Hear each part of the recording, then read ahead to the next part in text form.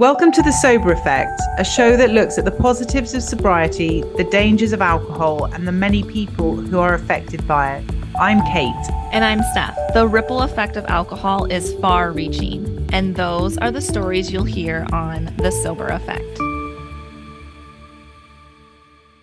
So today, Steph, we're going to talk about childhood and youth and how the way that we are, the way we're brought up, the experiences we have affect the way that we approach or seek alcohol as a kind of form of escape. Because both of us started drinking at 14. It must have something to do with what was going on in our lives, because it's such a common thread, isn't it, in the sober community, that age. And it's very young. I mean, our children are older than that now. And the thought of them sitting in a park necking cans of super tenants just gives me the heebie-jeebies, really. I know. And not to toot our horn, Kate, but we don't have children doing that. And we do have children at that age.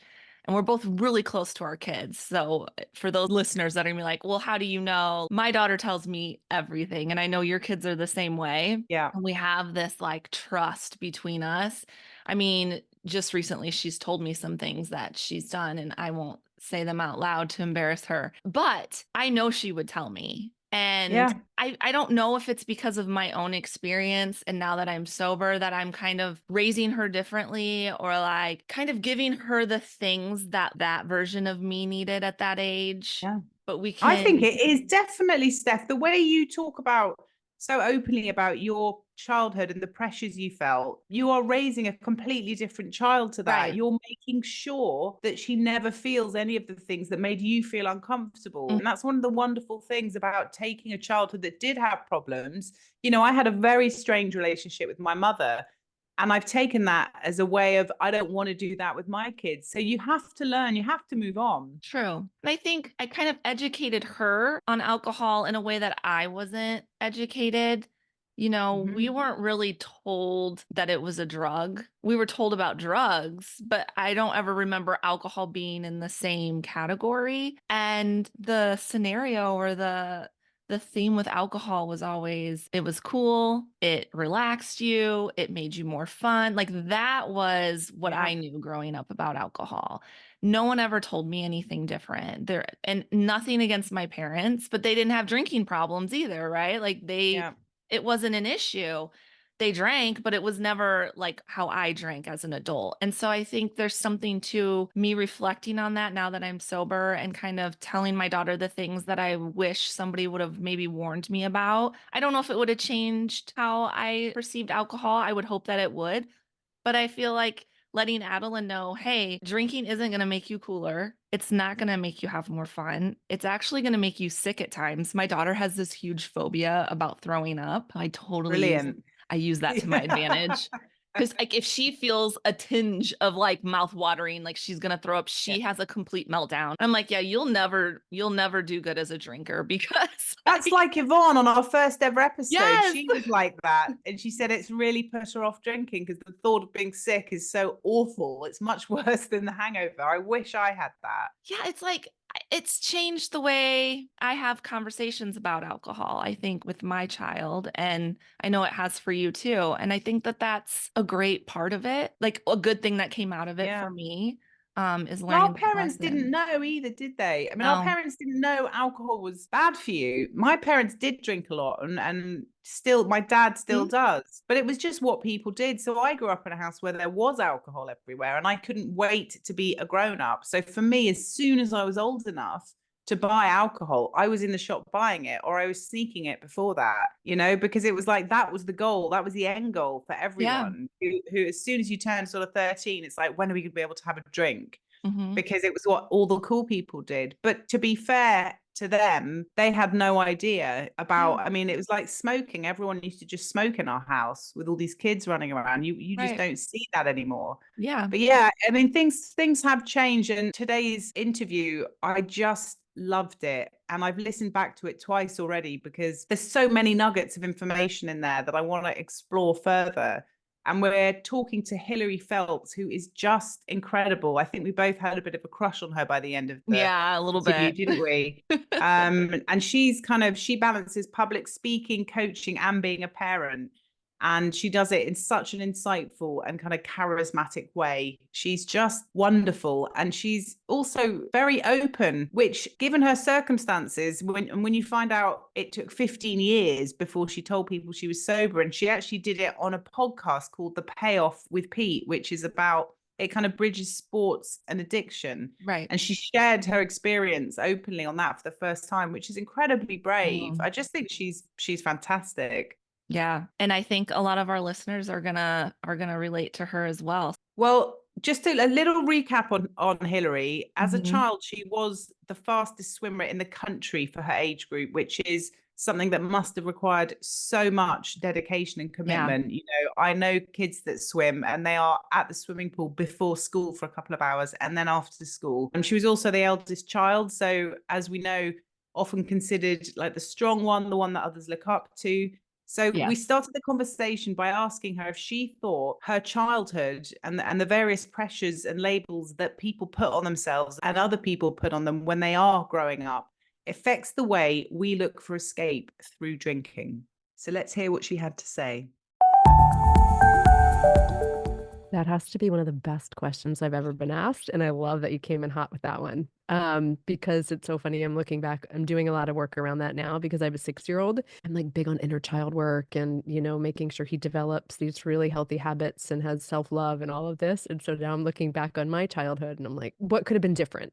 And I think, we only know what we know, and I think times are different now. Then it was kind of grit is really important. Pull yourself up by your bootstraps. Just keep going. Don't let people see you cry. Be tough. And so that was kind of how I moved through the world when I was little, when I was younger, as a straight A student. Like you said, I was the fastest swimmer in the country at age 11 and 12. And so perfectionism was something that was really glaring in my childhood. And it was driven by me. My parents were really supportive. I had goals of being this Olympic swimmer. I loved knowledge and I still do. And so a lot of those things were, self-defined. But, at the time, my parents both worked. My dad was a police officer. My mom was a teacher. And so they were providing for 3 kids. And so we, went to daycare and swimming and things like that. I feel like I did a lot of like self-nurturing as a child. I would kind of find ways to escape, which for me early on looked like reading. Like I loved to read and that, kind of went to the knowledge thing. But as I got older, especially now, I look back and I realize like there were some needs that maybe weren't met. And not because my parents were amazing and I had a wonderful childhood and I had such a great upbringing, but I'm now learning about these things called like micro neglects. I had a great home. They always provided everything I needed. But what I really wanted as a child was this really deep connection. And I had really hard time connecting with other people when I was a child. And I have no idea where that came from, but I always wanted to have a person, or to have people that I really connected to. And I don't know that I ever knew how. And I don't know if it was a skill that I didn't develop or just kind of went inward to find that connection myself through reading or being competitive and pushing myself. But as I got older, not knowing how to connect looked like experimenting with drugs and alcohol in order to try to find that connection in some way. And for me, I do believe it's genetic. And so I have that gene of addiction and substance use disorder in my family. And so once I started putting that in my body and I was like, oh, okay, well, look, I can fit in here, right? Because I just wanted to fit in. And I felt like an awkward child because like I dressed really uniquely and my parents allowed me to explore that. But when I got older, I realized that I wasn't like everybody else or I didn't feel like everybody else. And when I was in 6th grade, I'd switched schools a couple of times because of my swimming and which allowed me to do double practices in 6th grade from 5 to 7 in the morning and again from 3 to 5 at night. And so these girls, as girls are mean, right? And I used to wear these leggings with like a skirt over it and like bracelets and Yeah. like all of this stuff, the 80s like Mhm. Madonna. And like I laced up these ballet shoes and these girls were like nice shoes. And in that moment, that was when someone else's voice was louder than mine in my own head. And I allowed that moving forward to kind of dictate how I operated in the world of worrying what other people were think of me versus using that inner voice to guide me. Wow. Like, I've had the chills listening to you. Like, I'm in a really weird place right now. Yeah. Everything you just said really resonated with me because it is all about finding who you are and especially my sobriety journey. And right now I'm in this phase of letting go of everything I don't like. And it's hard because now I'm like, now what do I do? because I've let other people dictate what I like for so long that I am so confused. Like, what's my next move? Because for once, like, I want to own that. And something that we all three have in common is the age that we all started drinking is 14, which I find very interesting because Kate and I have found a lot of women started drinking at that age. I don't know what it is. I feel like there's something profound. And I think for me, that's when the outside voices got louder than the inside voices. I feel like I found my voice at 44. I just turned 46 on Sunday, and I feel like for so long, it wasn't that I honored my own voice. It was that I didn't know who I was. So therefore, I was attracting people that didn't align with how I felt because I couldn't define how I felt. I didn't know. And you're right, like the vulnerability is really hard because if you're vulnerable and somebody isn't in the same space as you or isn't ready to hear it or doesn't respect you or whatever that is, or they don't know themselves, you feel unsafe. We all want safety and love and companionship and those things. And I think it all starts with us, but we don't know. I don't feel like that's something that we're taught either. It's the paradigm, right? Like what we're taught in school by parents, by churches, institutions, other people. They tell us how we should live. They tell us how to define ourselves. And I've been sharing this book called Women That Run with the Wolves with any woman that I talk to. And it's amazing because it talks about how women are just intuitive and we're these we can be these wild beings, but we're told to put our feet on the floor, not sweat, don't talk like that. The women don't do things like that. And we're put in these boxes where really we're these beautiful, intuitive, wild beings that need to have expression and creativity. And we're told to tamp it down. And I think that starts from childhood. And as you say, we try and fit in. And I've got a 13-year-old daughter, and I talk to her all the time because I'm just so aware of what goes on. And I see some of the messages in the groups and the chat, and it's almost like elbowing each other out of the way. You've got to conform. They're almost doing it to each other. And I don't understand it. And I keep saying to her, do not put a mask on at this age because it could be 20 years before you take it off. They're so lucky to have you, a mom that's so confident in herself to allow them to express their self in that way, right? Because I think a lot of parents, and this is what I've been focused on, like the next evolution of being the best I can be, is that nervous system regulation. And a lot of us come from that sympathetic fight or flight because whether it's just adaptive or we dissociate to get through the day or get through a situation because we aren't comfortable with who we are, don't know who we are, then we come from that state when it comes to our kids. And we're like, just stop doing that. You're driving me crazy, And it's like, if I can't regulate my system, how can I show up for my 6-year-old and teach him not only to be who he is, but also to regulate his system when he feels out of sorts? A lot of people are walking around with a lot of dysregulation and just hurt. And we don't know how to heal, but we don't allow other people the space to be themselves either. So that it's just this crazy cycle of hurt children walking through the world. And how do we fix it? We drink, we use drugs and alcohol to escape. We shop, we have sex. I mean, I'm guilty of the ice cream thing now, check out Netflix. I mean, we all do it to some extent, but using something outside of ourselves to regulate what's happening on the inside is kind of the band-aid that we use. And for all of us and a lot of people listening, it's the drugs and the alcohol. And alcohol's acceptable, which is the hard part, the challenging part. Yeah, it's the advice everyone gives, right? Have a drink. It's so progressive. Do you want to talk about that for you? How it started? It's so funny. People do you remember your first drink? I don't remember my first, but I do remember just the feeling of being like, oh, everything goes away. I also started smoking marijuana. I started doing drugs. I did LSD in 8th grade. And it was just that feeling of being home, right? It brought me that comfort. And I don't really recall it. Well, I don't know if it was that I didn't care anymore or that I felt so connected for the first time in my life. But whatever it was, it shut down those voices and that internal dialogue that said, I'm not enough. Because for me, that's where it came from. I wasn't enough. I wasn't good enough in swimming. I wasn't smart enough in school. I didn't have enough friends. I wasn't a good daughter. I wasn't all these things. I wasn't pretty enough, smart enough, funny enough. All in any room I walked into, I could find somebody who was better than me in any way. So therefore, I had to be less than. And so that's kind of how I walked through the world, starting at a really young age. And for me, alcohol, quiet, and it was okay.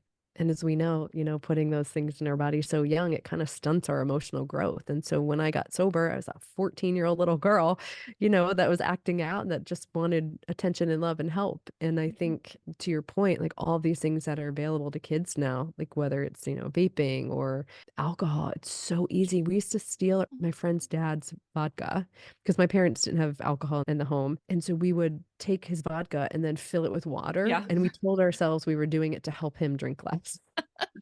I did that as well. And I remember my dad just going, Kate, what is this crap in here? Who's put water in here? A terrible American accent. He is American, but yeah. And I just thought, well, it's the same color. He won't notice. Right. That's because I was so young and inexperienced. I just shouldn't have been doing it. But yeah, I think there are so many similarities. And I love what you're saying about using external coping mechanisms. That's absolutely it. And it happens everywhere. And it's almost like a computer game where you're running around and going, let me try this, let me try this. What we need to do is just let our inner light shine out and say, let's just be. Is it true that a friend eventually said to you, if you don't stop, I'm going to tell your family that you're drinking? And that's what eventually made you kind of say, right, enough is enough. It was a boyfriend. And, I had tried to hide it from as many people as possible, but he was kind of front line and could see it, saw the blackouts. I remember him saying to me, he's like, every once in a while, you shines through, but for the most part, you're not you. And so, and then that part that wasn't me, the anger, the sadness, I mean, all of those things that happen when we drink started taking over that real me. And yeah, I said, he's like, you know what, this has gotten really bad and I've seen it get really bad. And if you don't get help, I'm going to go to your family and tell them how bad it was. And a lot of people have said to me, like, that seems like a really high bottom. And maybe, I mean, I didn't have this one, I didn't wreck a car, I didn't end up in jail, dot, dot, dot. My son says, like, dot, dot, dot. I didn't do these things yet, right? But if I were still drinking, there's absolutely a guarantee that something like that would have happened. And so for me, it was the shame piece. I felt so ashamed into it. And I was like, okay, fine. I had tried 12 steps before just to get people off my back. And I just didn't get it because I wasn't ready. I didn't really want to do it. I just wanted people to leave me and my drinking alone. Like, let us live our happy life together and just stop nagging me about, dropping it. And he said that. He's like, you've gone to these 12 steps before, you need to go to rehab. And I'm like, well, I'm not going to inpatient because that's for people with a real problem, So I still was really ashamed of it. And I didn't want people to know that I was getting sober. So I went to an outpatient, which means after work, I would, from 5:30 to 8:30, I would go to treatment and we would do like a group check-in and we would do feelings management, which for normal people, I say that in air quotes, people that don't have addiction, they're like, what do you mean? Like, what do you need to manage your feelings? I'm like, I didn't realize that I was walking through with my shoulders at my hands and fists and my jaw was clenched and I was just walking through life waiting for something to erupt. I just wanted to erupt on something. And so they taught us there, like, hey, is your jaw tight? I'm like, oh, it is. Okay, why don't you exhale and bring your shoulders down? I'm like, oh, and it was literally like, call it feelings 101. But that's how I ultimately got sober. And I wasn't sure it was going to stick. I'm like, well, this doesn't work. Maybe I'll try inpatient. But for me, for someone that loves knowledge, I also needed a little bit of accountability. I needed to go in every day and have somebody say, did you drink last night? We also took Antabuse, which is a medication if you drink, I'm probably butchering this description of it, but makes you get really sick. So you don't feel the effects of the alcohol. You just get really sick from it. And so it's just a preventative tool that they used.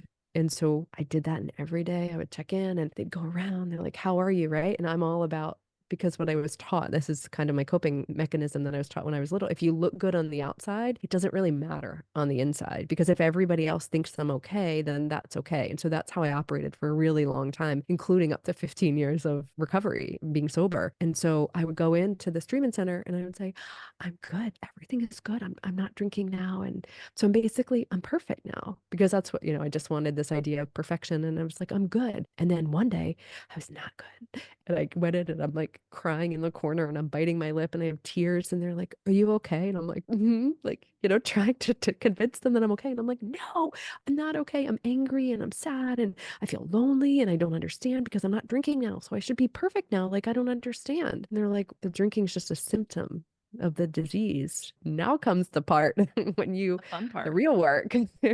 But that's how I ended up there, because I was just shamed, right? And that shame carried with me for, a long time, even in recovery, which is why I decided to start speaking out and sharing my story a little bit, because I didn't want other women to feel that same shame. A lot of people ask, when should I tell people? Do I tell people right away? How should I tell them? Should I be upfront and honest, or should I just tell them I'm doing dry January or just taking time off? So if you could explain a little bit how that went down with you and why you took the route you did. Yeah. So when I got sober, there weren't a lot. I didn't know anybody. I didn't know anybody well, I did. That's not true. A woman who had helped me, who actually stole the vodka with her dad, she was sober. And I only found this out on Do you guys remember MySpace? Mhm. You know, you could put, did you drink or do you smoke? And you had like a song you could do. And so Oh, she had on there, I don't drink and I don't smoke. And I was in active addiction. And I remember being like, of course you do. I drank and smoke with you, all kinds of things, you know, and I reached out to her and she said, no, I got sober 5 years ago. And I'm like, what? And she said to me, and she said, your elevator's going down and you can choose to get off at any time. And that was the one thing that stuck with me because it gave me the choice. And something about that felt really empowering. So she was the only person I knew that was sober. Nobody in my family had gone to treatment. I didn't know anybody who didn't drink.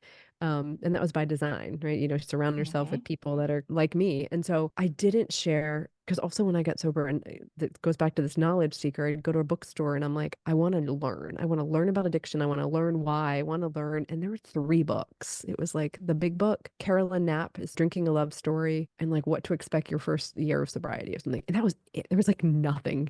And so I got those books and I was trying to understand it. Went to meetings. I went to surround myself with other people, kind of got a new group of friends and all those things. But I told my family, but then outside of that group in 12 steps, I started making other friends. And I didn't say anything because 1, I didn't know how. And 2, I was also a little ashamed. And 3, at the time, I was in a relationship where I was told that it was embarrassing. And so when that's something it's perpetuating the feeling that you're already feeling inside and someone is kind of co-signing that, it's like, oh, okay, so maybe I shouldn't talk about this. And again, like mental health was just becoming a thing. I mean, meaning like it was more open to talk about. I think addiction and recovery and substance use disorder is only also now becoming something that people are talking about a little bit more. And so when that relationship ended was when I was like, and it was after COVID, when all of a sudden you couldn't ignore the stats that were, I mean, stats are facts, right? So they were saying like 300% increase in women with young kids at home during COVID, 2.5 men to every 1 woman gets sober or seeks treatment. And those numbers seem really staggering to me. So I just had this moment of clarity when I was like, I don't have the luxury to stay silent anymore. When there are women who are dying and don't feel seen or heard or embarrassed or feel shame around this, like, who am I to sit back after 15 years? Like, I've got a little bit of time. I'm not worried about going out and taking a drink because now I've kind of crossed that threshold of I spent 15 years drinking. Now I've been 15 years sober. And it was literally, if I can help one woman with my story, I was a wine drinker, I was a blackout drinker, made bad decisions, but I didn't have the arrest. I didn't have the DUIs. And I feel like alcoholics were just, you know, it was Leaving Las Vegas or When a Man Loves a Woman. There are these really crazy stories of overdosing and wrecking a car and all of these. And I was like, but that's not my story. And so I wanted women with stories like mine, like you said in the beginning, lending all these voices to help people feel seen. You know, I think people want representation. They want to say like, okay, I can identify with her story or I can identify with that one. Okay, this gives me hope. And so I think the more people that are talking about this and their experience, their journey, the more powerful it is, the more people feel seen and can reach out for help. But it was literally that moment of, I don't have the luxury to stay silent anymore when there are so many people who are suffering and dying. I mean, all of these numbers are just, it's not getting better. On your website, you've got a quote that says, shame hides in the darkness, but we recover and heal in the light. And I absolutely love that, because for me, shame is a word that covers like an umbrella my whole adult life. And then even when you want to get sober, people saying it's embarrassing. You know, it's like you can't win as a woman, the shame surrounding me, because I was meant to be this kind of fun party girl and I was meant to go out with the lads. And it was really cool that Kate was out with 10 guys and I could drink as much as them. But as soon as Kate started slurring her words or her eyes rolled or she fell over, oh my God, that's not what you're meant to do. And then it would be kind of like, it's again that mask. It's acceptable as long as you maintain yourself and you're pretty and attractive and fun. But as soon as it slips, go away and deal with that yourself. The amount of shame I was carrying around was monumental. And that's what I've realized since I got sober, that the way you described your jaw and your shoulders, I was literally walking around like that for 20 years. Yeah. Hoping I wasn't going to see someone on the street who I'd never seen before, but who recognized me because I'd been out drinking with them the night before. Things like that. Everything was scary, and I was in survival and defense mode constantly. And that's why I love that quote, because there's something so beautiful about it. And it's kind of saying, for once in your life, be exactly who you want to be. Get rid of that shame and let's find the beauty in life and the beauty in you. And I think saying that to someone who's in the position that we 3 have all been in is enough to make someone break down, because they're so relieved that the thought of unloading that burden of shame that we've carried for so long becomes so huge that when you do check into rehab, or you do sign up to AA, or you join a group, or you make that decision, it's life changing. And actually it might be scary, and people listening might think, well, it's terrifying. It's so much less terrifying than the option of carrying on. And as your friend said, carrying on going down in that elevator, that's the scariest of all. And it comes back to community, right? Because we can heal. Like where we heal is where we heal in community and people that support us, right? So, and that again, it all comes back to like finding our voice. Like who are we at our core? And then who do we want to be around? Who supports us versus like pushes us down? And I love that, Kate. It's like the bumper guards, right? Like for women, you stay in these lines, you continue to look right, you look pretty, you do those things. But if you make a decision and go home with the stranger, or you do this, that is not ladylike and that is not cool. And you know what? Get back in line. Women are not supposed to be alcoholics. You can say you're depressed or have anxiety, but you know what? If you have a problem, then there's something wrong with you. It's like, of course, I'm an addict. That's what, there's nothing wrong with me. That's just who I am. You know, boy, it's like the opposite with men. If men say like, I'm having depression or anxiety, it's like, you should be tougher than that. It's okay if you're an alcoholic and you still, you know what I mean? I mean, it's this line of just let people be who they are, accept them for who they are, be willing to help them when they stumble. And for parents, like it is not a, you know, my mom, God bless her, she's like, is this my fault? Like, no. Because if you would have raised me differently, I would have found out, you know, had I not found it at 14, I would have found it at 24 and my recovery would have gotten pushed off. It's in me. The thing is that, you know, it's a disease. It's not a decision. And so many people look at it as willing, you know, like, well, you're putting that cup to your mouth and you're doing it. And it's like, if you don't understand, you don't understand. And that's okay. There's just so much judgment about stuff we don't understand going around. And it's not just about being ourselves, it's about accepting other people for who they are. It's a two-way thing. Society needs to change. There needs to be more empathy and more understanding. It needs to soften. It needs to stop pushing people out there and saying you've got to be a certain way. We've just got to be more accepting. We know what happens when you feel lost. You reach for something that's going to make you feel connected, but actually sitting in your front room in front of Netflix with 3 bottles of wine is not going to connect you with anything but the floor, is it really? Right. No. Yeah. And that's and that going, you know, going back to the shame, like there are still times I can find myself, and this is like the addict voice that happens. Like my sister makes fun of me because I'll go in the kitchen and I'll like eat ice cream in secret. And she's like, why don't you put it in a bowl and bring it out? I'm like, I don't know.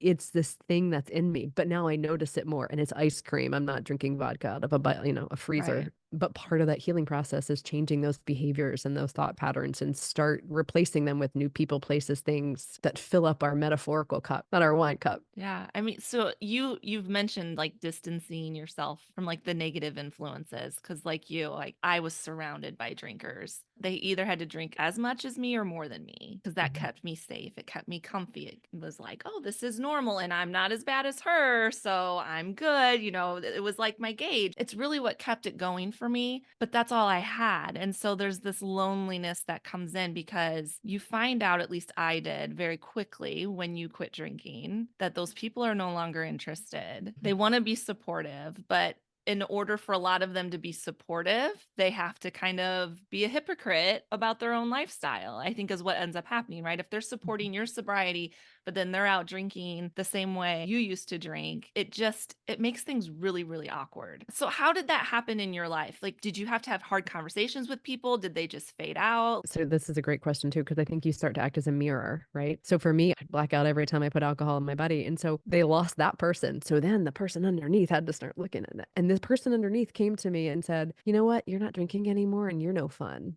And that was like a dagger to my chest, because all I wanted to be, Kate, like you said, was fun. I wanted to be the one people liked and the fun party girl and the funny one. That's not who I am. I mean, I'm funny and I'm whatever, but I'm better in smaller groups. Like I have my own sense of humor, but I'm not like, my sister is funny and she's cool and she rides like Harleys. And I look at her, I'm like, he's amazing. That's not me. And that's okay. I think it all comes back to like who we are, but they started kind of fading away. And for me, because 12 steps was really, really huge. I mean, I went to meetings every single day and started surrounding myself with people that didn't drink. I had a friend, Claire, in early sobriety, and we did everything together our first year. We did vacations together. We did Thanksgiving together. She came to my family's home for, Christmas. Like we did all of these things. She helped me move. And I had that kind of accountability partner almost. And, when she was having a rough day, I was okay. When I was okay and she was having a rough day, it worked. And that was really great. And a sponsor and like mentorship, like those things were really important to me, and like finding that community. And I think the beautiful thing about recovery and sobriety today is a sober curious movement. There are places online where you can, like sober motivation and Suzanne Ware, the Sober Moms Cafe. Like there's so many places where you can find people. I mean, I'm still a huge fan of in-person community because I'm a hugger and I'm like a in-person person, but that's a good but that's like a good way and a good patch to start doing those things of finding other people. I also started going, I'd been doing yoga at that point for a couple of years, and I started going to a yoga studio. So I started kind of meeting people that way. And that was really helpful. And that's the one thing, this is a beautiful thing about social media, when you can meet other people who are like-minded and on this same journey as you. And that's like the one good thing about social media that I love. But for me, it just started, people just kind of started falling away, and I started replacing them. But there's this great book called The Dark Night of Recovery, and it talks about that, like what people at 5 years, because in the beginning it's really supportive and your family's really supportive and people are really supportive. But then it's like, oh, you're 5 years, you're good now. And it's like, but I'm still a human and I still need connection and I still need that community. And so it is hard. It's like these different transitions and iterations of, I call it healing, right? Like for me, sobriety was kind of that dark night of the soul that kind of kicked me into that being better for myself and finding out who I am. And every year it's like peeling off a piece of that onion layer or that mask, Kate, like you say.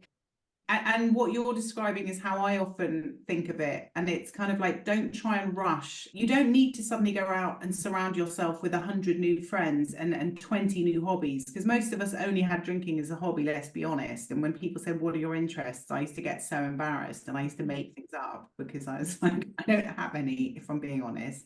I drink. But once you get rid of that, you value yourself so much more that it's almost like building yourself a new house. And actually every brick you put into that house, you have to be really careful about it, and you have to just take your time, and it's actually quite enjoyable. You shouldn't rush into this peeling the layers off or building the house, or however you want to put it. You really need to give yourself some of the time that you gave yourself drinking. We wasted 20 years drinking or more. We don't need to push sobriety and be perfect within a month. It's just not going to happen. Actually, that kind of slow process of choosing new friends, new interests. Who am I? What am I actually good at? When I'm upset, why am I really upset? Because now I know that my mood isn't affected by alcohol. I can actually really start to understand who I am. And you've described like having a sense of purpose and sharing your journey. And that must have evolved because you've been sober for quite a long time now. So how has your purpose and your kind of approach to sobriety and the way that you share your story, how has that evolved? I would love to know where your future is going. Thank you. Yeah. And I want to add something what you were saying too about the bricks, because I think that's such a powerful visual and I love that. I'm like a visual person. So that was really great. And there's also like each brick isn't perfect. It could be the wrong brick. It could be cracked and you could be like, I actually don't like knitting. Okay, tried it like next, and that's okay. And for me, like my journey has not been linear either. At 5 years, I was diagnosed with severe depression for the first time. At 5 years sober. At 10 years, I had my son. At 15 years, I went through a divorce. I lost my dad. I launched a business and I moved. And I was like, I'm done. I'm going out. I am so done. And so the point in saying that is like, I'm going to go drink because I can't deal with this. This year has become so challenging. But for me, I'm so grateful that I had 15 years of other practices and other tools. Like I shared this story and it's funny. I went out and I bought, because when I got sober, I smoked cigarettes, and I did go out in October of 2022 and bought a pack of cigarettes. I didn't drink, right? And then I quit 10 days later because I needed that external thing. Like I had so much grief around my dad that I was like, I don't know what to do and I'm feeling so lost. And so the reason I share all that too is like, it's a journey.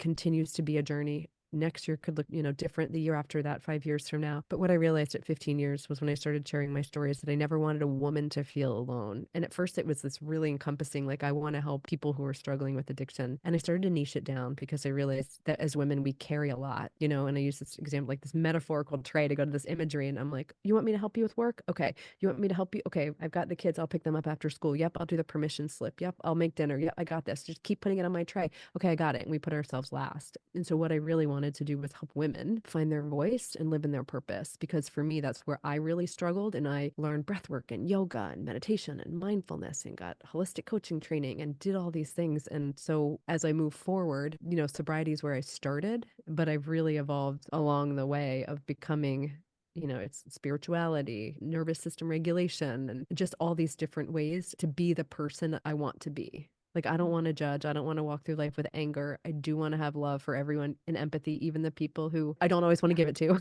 because I'm human and I get angry and I get frustrated and all those things. And so that's kind of where it is. So my sobriety and my recovery helps me be a better person first and foremost for me. So I can, give it to my child. I can give it to my partner. I can show up for my family. And so last year I launched a coaching platform for women. It's called The Right Room. And what I realized was that for so long, it wasn't that my voice was wrong and I was wrong. I was just in the wrong room. And so in order to find the right room, again, imagery, I use this idea of like, I'm in the wrong room, opening the door, and then you just see this hallway, a huge hallway of doors. And it's like, I don't know which one to go into. Kate, what you were saying, like the bricks, like this one might not work. So I walk in a door and I open it and I'm like, this doesn't feel like the right room. Okay, next one, and trying different things. But it all comes back to like figuring out who we are. And I want to help women and hold space for women to find that voice, because once we find our own voice and we can kind of ground ourselves into who we are, we can find our purpose, and then we can live a life that feels true and authentic to us. And so from that, I created a coaching platform, and I have one-on-one coaching with women. We have cohorts of women, smaller group coaching. Right now,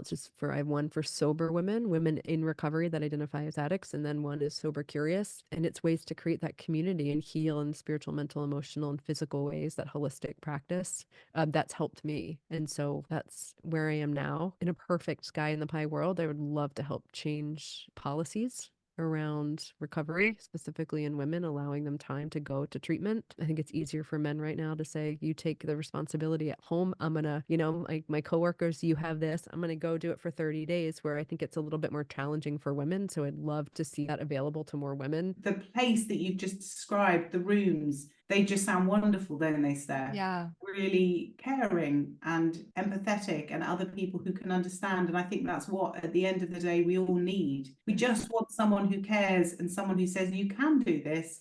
And we want to be able to see someone else who has done it and who is smiling and who we think, I like that person, this is possible. I can find who I am. And then suddenly life opens up. And it's gone from gray to colorful. So my partner says, like, this is the only you I know. And I just want to be clear for anybody listening, this was not me a year ago. This was not me 5 years ago. It's like whittling away and kind of, figuring out, what do I stand for? What do I want to say? What do I believe?